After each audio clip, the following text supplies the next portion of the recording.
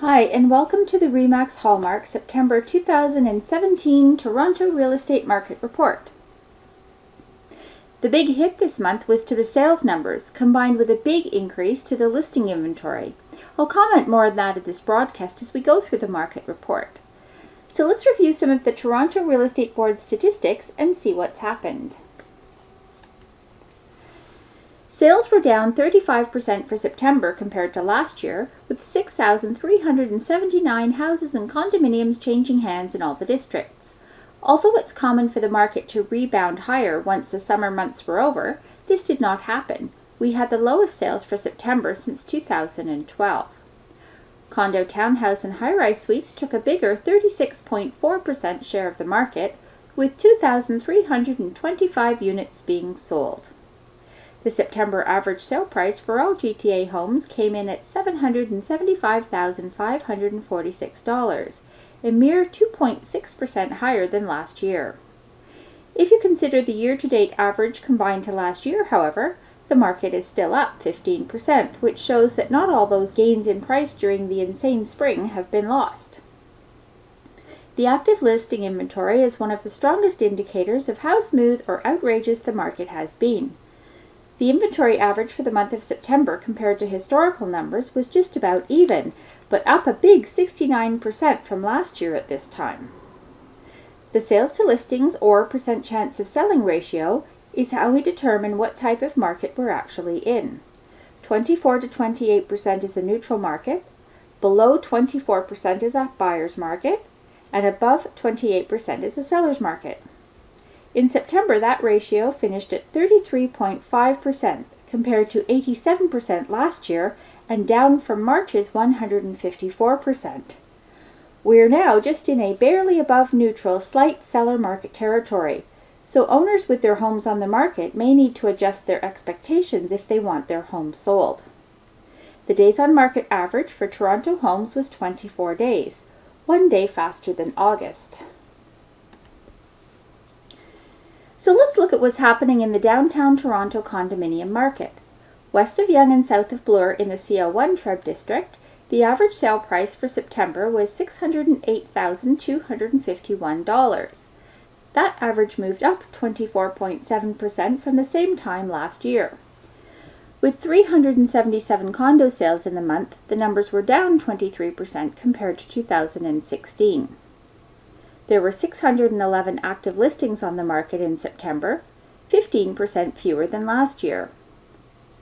The ratio of sales to listings was 61.7%, which keeps CO1 in very busy seller's market territory. The average days on market came in at 21, one day faster than last month. Now east of Yonge and south of Bloor in the CO8 Treb district, the average sale price for September was just under $596,000. That number was up 25% compared to 2016. And with 142 condo sales in the month, the numbers were down 11% from last year. There were 231 active listings on the market in September, down 8% from 2016. The ratio of sales to listings was an incredible 61.5% for the month.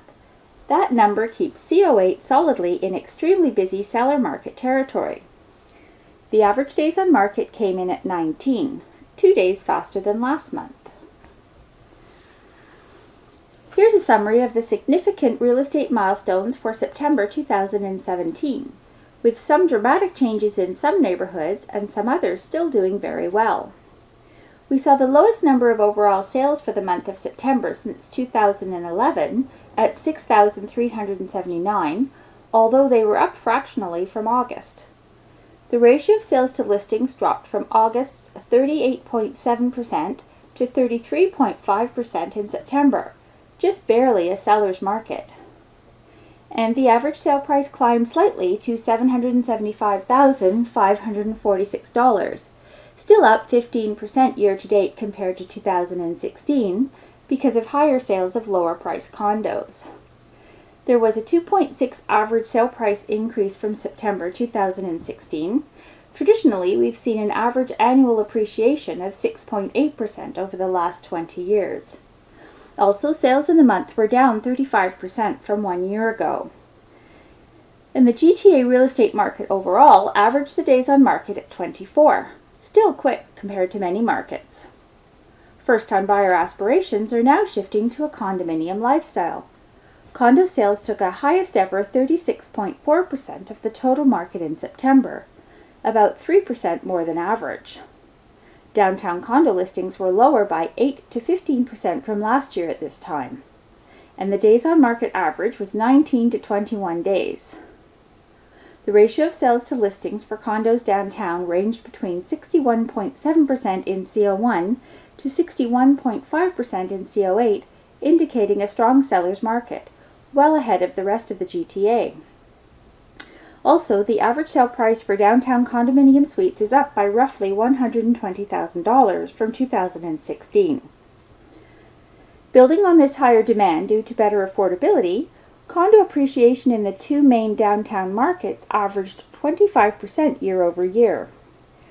Markets in York Region and other 905 neighborhoods have suffered the most from the market slowdown. Every district is now showing that they're in buyer market territory.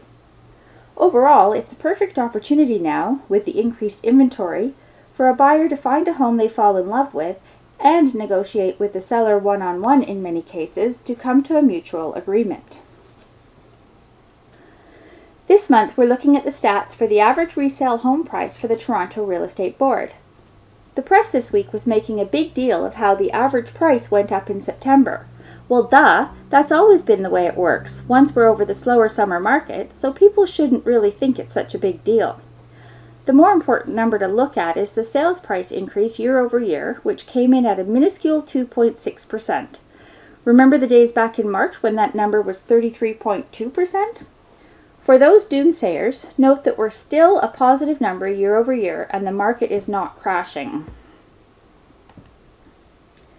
So what's the best way to make your first baby step into the Toronto or GTA real estate market? Make a call or send an email to your favorite REMAX Hallmark professional and set up a conversation over a coffee to discuss what your buying or selling options going forward might be. Remember to check back here in early November for our October 2017 Toronto Real Estate Market Report.